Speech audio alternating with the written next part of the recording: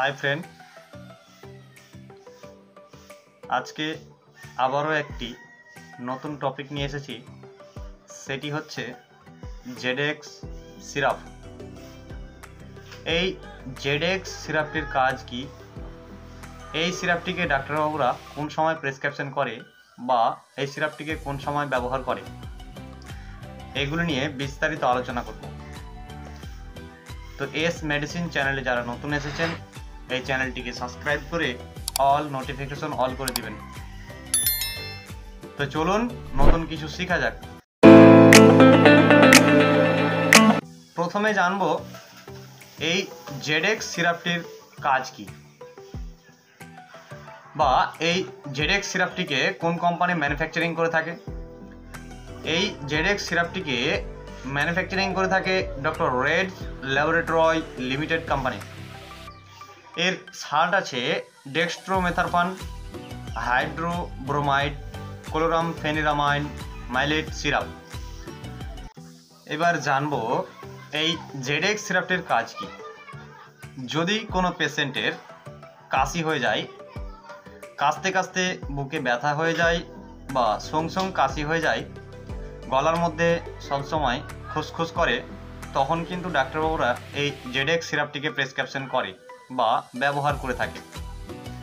এবং কোনো পেশেন্টের ক্ষেত্রে দেখা যায় যে কাশতে কাশতে বমি করে দেয়, এমনভাবে কাশে যে কাশতে কাশতে বুকে ব্যথা পর্যন্ত হয়ে যায়। সেই ক্ষেত্রে কিন্তু এই জেডএক্স সিরাপটিকে ডাক্তারবাবুরা ব্যবহার করে থাকে। বা অ্যালার্জির কারণে যদি কোনো পেশেন্ট কাশে বা কাশি ধরে নেয়, তখনও কিন্তু এই জেডএক্স সিরাপটিকে ডাক্তারবাবুরা প্রেসক্রিপশন করে থাকে।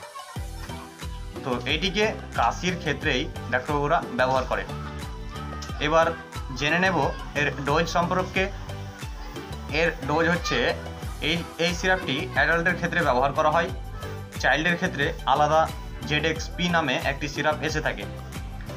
তো এই সিরাপটি অ্যাডাল্টের ক্ষেত্রে ব্যবহার করা হয় যদি আপনার পেশেন্টের বয়স 17 বা 18 হয়, তাহলে সকালে 10 ml এবং রাত্রে 10 ml কিছু খাওয়ার পরে খেতে বলা হয়।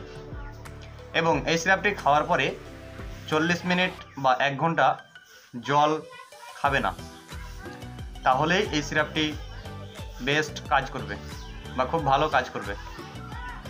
এবার জানবো এই জেডএক্স সিরাপটির সাইড এফেক্টের ব্যাপারে। এটি যদি আপনি বেশি মাত্রায় ব্যবহার করেন, তো এর সাইড এফেক্ট কী হতে পারে। এর সাইড এফেক্ট সেরকম দেখা যায় না, তবুও ছোটোখাটো হয়ে থাকে। যেমন আপনার পেটে ব্যথা হতে পারে বা বমি বমি ভাব লাগতে পারে, বা এই সিরাপটি নেওয়ার সময় যদি কোনো পেশেন্টের অ্যালার্জি হয়ে যায়, তাহলে এই সিরাপটিকে বন্ধ করে ডাক্তারবাবুর কাছে পরামর্শ নেবে এবং ডাক্তারবাবুর পরামর্শ ছাড়া এটিকে ব্যবহার করবে না। এবং যে কোনো মেডিসিন নেওয়ার আগে ডাক্তারবাবুর পরামর্শ নেওয়া অবশ্যই প্রয়োজন। এবার জানবো এই জেডএক্স সিরাপটিকে কে পান করতে পারবে বা কে সেবন করতে পারবে, কে পারবে না। যদি আপনার বাড়িতে কোনো পেশেন্টের বা কোনো প্রেগনেন্ট লেডির কাশি হয়, সে যদি এই সিরাপটিকে সেবন করতে চায়, তাহলে সে সেবন করবে না। এবং অ্যালকোহল পান করে থাকলে এই সিরাপটিকে খাবেন না।